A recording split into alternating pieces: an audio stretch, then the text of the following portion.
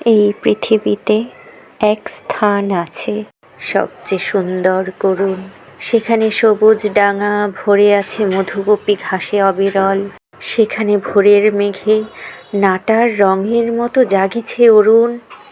সেখানে বারুণী থাকে গঙ্গাসাগরের বুকে, সেখানে বরুণ।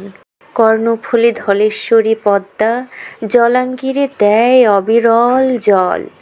সেইখানে শঙ্খচিল পানের বনের মতো হাওয়ায় চঞ্চল। সেইখানে লক্ষ্মী পেঁচা ধানের গন্ধের মতো অস্ফুট তরুণ। সেখানে লেবুর শাখা নুয়ে থাকে অন্ধকারে ঘাসের উপর। সুদর্শন উড়ে যায় ঘরে তার অন্ধকার সন্ধ্যার বাতাসে। সেখানে হলুদ শাড়ি লেগে থাকে রূপসীর শরীরের উপর। শঙ্খমালা নাম তার।